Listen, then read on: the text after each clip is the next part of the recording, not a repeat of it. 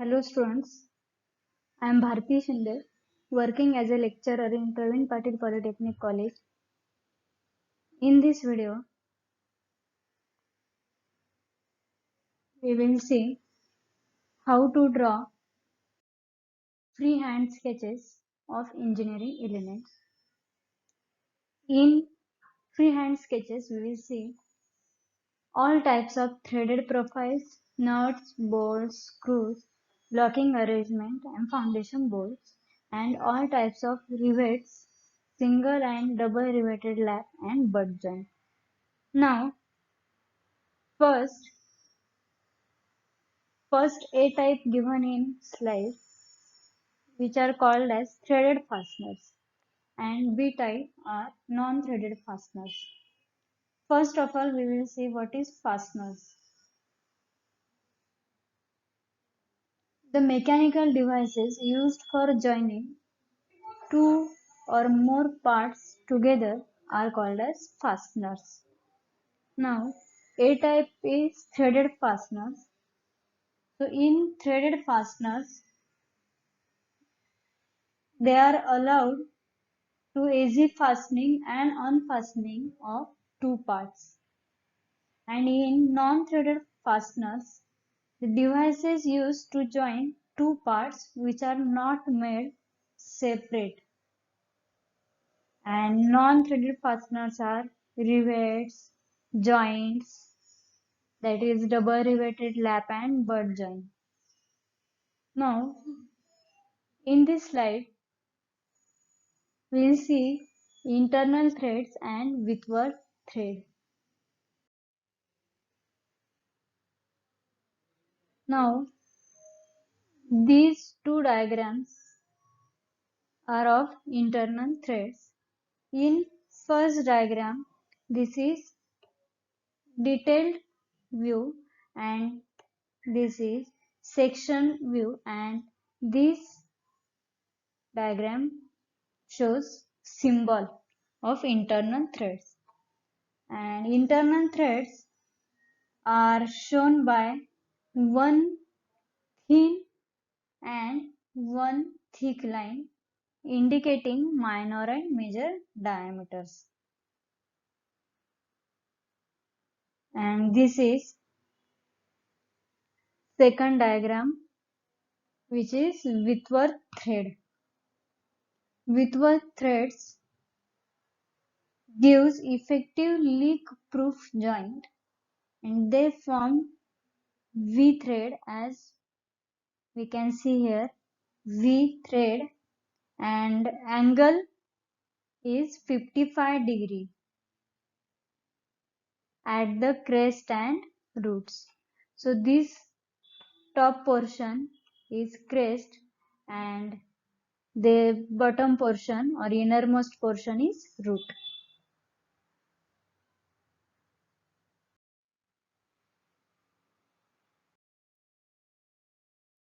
Now we will see buttress thread and external thread. So this diagram shows buttress thread. So in this type of thread, one flank is perpendicular to axis of thread and one flank is inclined at 45° to it. And these threads are used to transmit power in one direction, and flank means it is a surface between crest and root. So here flank means this portion and this top portion is a crest. Now this second and third diagram shows external threads, and external threads are shown by two continuous thin lines parallel to the axis of thread and which indicate minor diameter of the thread. This diagram is detailed diagram. This is simplified diagram, and this is a symbol of external thread. Now, this diagram shows British Association thread, in which thread angle is given as 47.5 degree, and they are used for precision work. And these British Association thread are stronger than Whitworth thread. Now this second diagram shows Sellers thread, and we can see here in Sellers thread, crest and root are flat like this. We can see here, and the flat crest can withstand more rough usage than sharp V threads. And Seller threads are also called as a American national thread.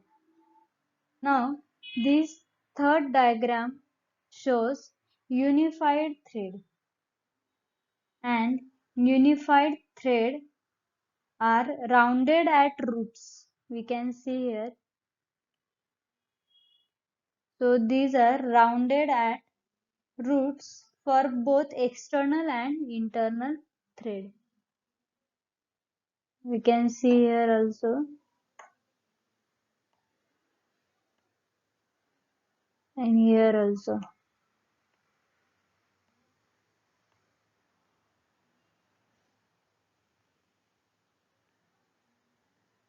And thread angle is 60 degree for unified thread.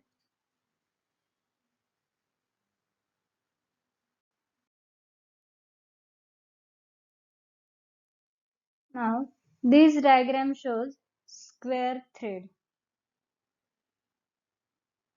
and as the name suggests, the flanks of threads are right angles to the axis of thread. We can see here, and square threads are used for power transmission. Example, screw jack, lead screws of lathes, where we can use square thread. Now this second diagram is a Acme thread, and Acme threads are a modification of square thread, and angle of thread is given as 29 degree, as we can see here. And Acme threads are stronger than square thread and easy to manufacture, and Acme threads are used in bench vices. Now this third diagram shows knuckle thread, and knuckle thread are rounded at top and bottom. We can see here and here. So it is rounded at top and bottom, and these knuckle threads are used in railway couplings and necks of bottles.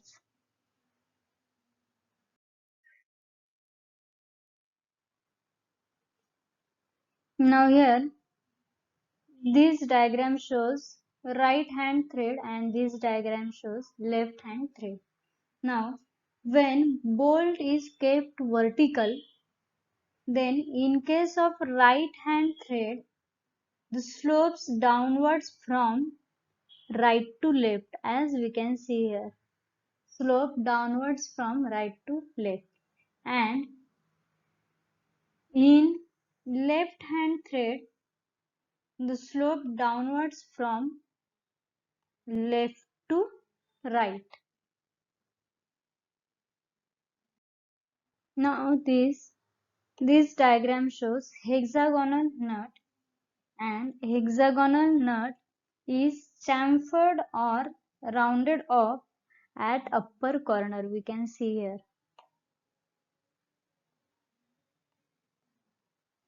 And angle of chamfer is 30 to 45 degree. So here angle of chamfer is 45 degree. Here D is nominal diameter of bolt, then thickness, this is thickness, which is equals to diameter. Then width is nothing but 1.5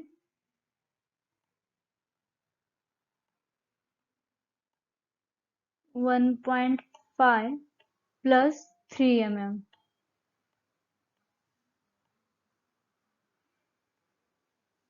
And radius is nothing but 1.5 times D, and angle of chamfer is 45 degree.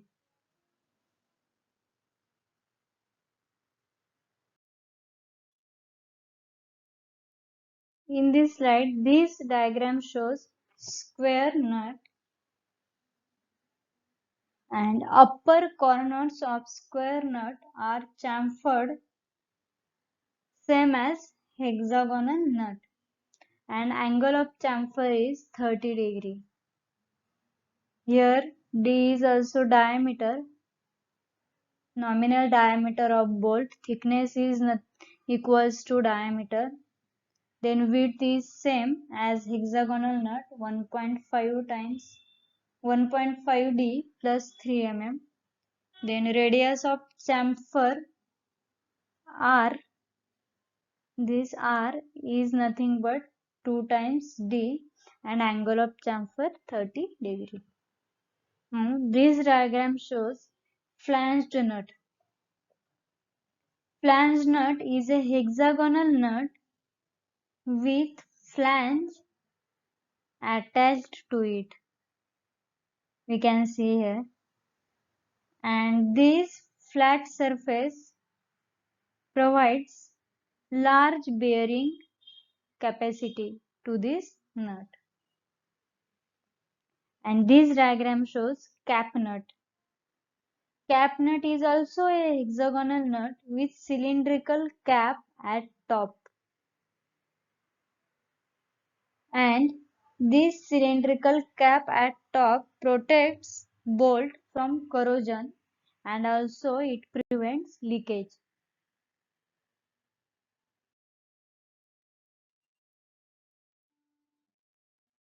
This diagram shows dome nut. Dome nut is a form of cap nut having spherical dome at top. This diagram shows hexagonal headed bolt, and hexagonal headed bolt are commonly used type of bolt, and it is chamfered at its upper end. You can see here the dimensions of hexagonal headed bolt are same as hexagonal nut, and thickness of hexagonal headed bolt is 0.8 times D, 0.8 times diameter.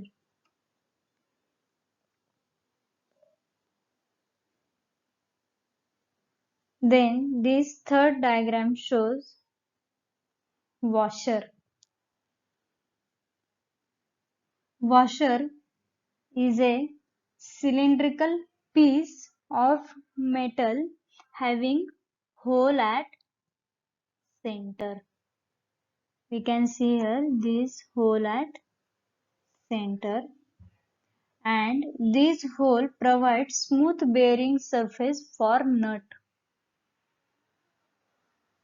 In figure, this is plain washer. This diagram shows plain washer, diagram 1, and this diagram 2 shows chamfered washer. And chamfer angle is 30°.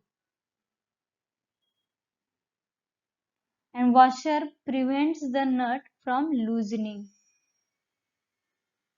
That's why washer is used.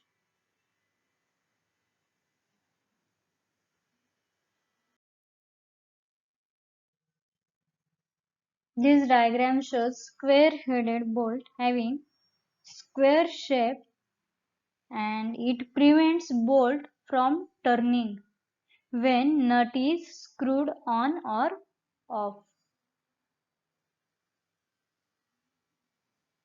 Dimensions of square-headed bolt are given. Then this diagram shows cup-headed bolt,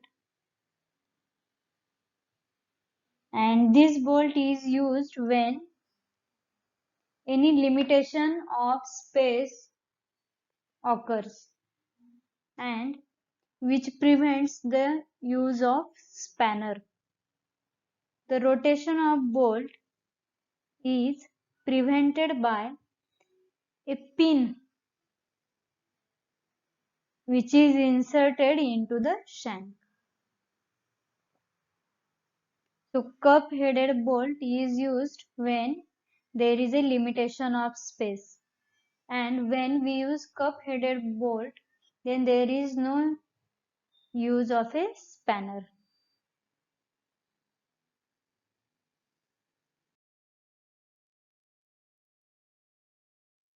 This is cylindrical headed bolt, and cylindrical headed bolt is similar to cup headed bolt, only head is made cylindrical in cylindrical headed bolt. This diagram shows T-headed bolt, and it is used in machine tool table having T slots. The neck of bolt is made square.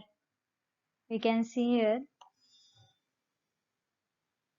and T-headed bolt prevents the bolt from rotating.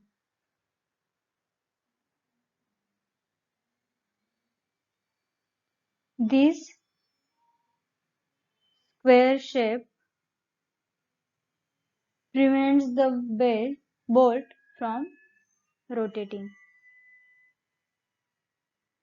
And this diagram shows countersunk headed bolt. And countersunk headed bolt are used where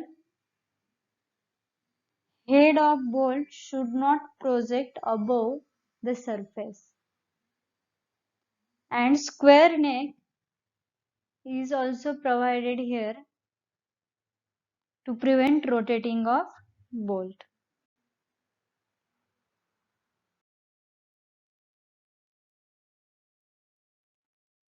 This is a hook bolt, and hook bolt passes through a hole in one part while other part is gripped by hook shaped bolt. And hook bolts are used where there is no space for making bolt hole. Now this is eye bolt, and in eye bolt head is made thick circular ring, and such bolts are used in jigs and fixtures. Now this is headless tapered bolt, and this bolt has a tapering shank We can see here tapering shank, and it is used in couplings to hold flanges.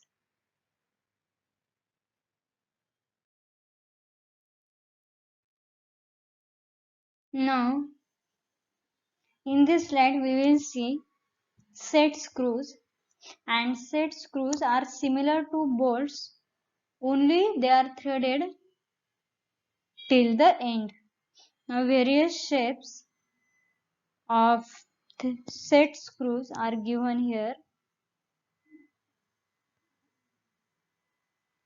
and head of set screws are operated by spanner.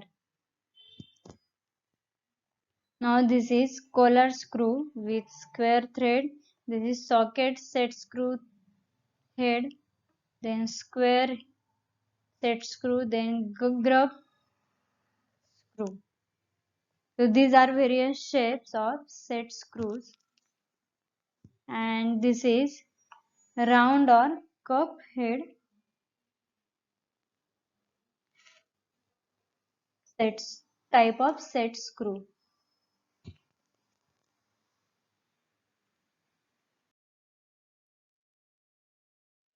These are also various types of set screws. First is of hexagonal head. This is cylindrical head. This is Philister head, and this is oval head.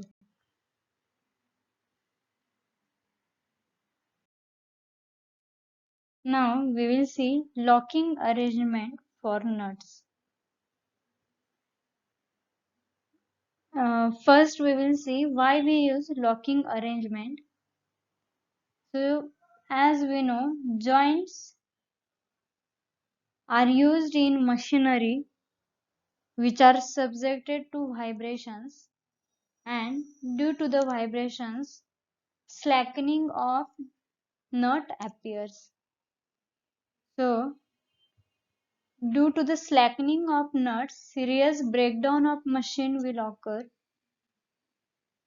Therefore, we use locking arrangement for nuts. First diagram shows lock or check nut.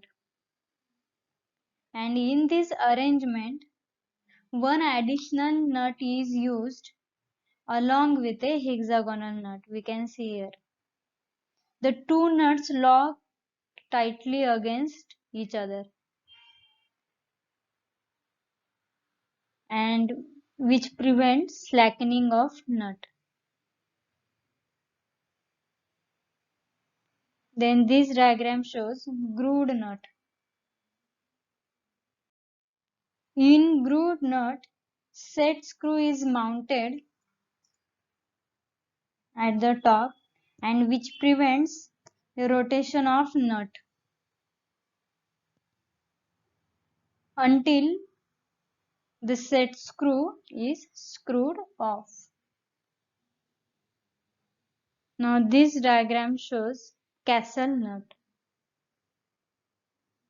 and castle nut consists of a cylindrical collar in which slots are provided for inserting pins. We can see here slots are provided for inserting pins. Now this diagram shows locking pin, and in locking pin arrangement a small set screw is inserted such that it touches the face of nut. We can see here, and which prevent the rotation of nut.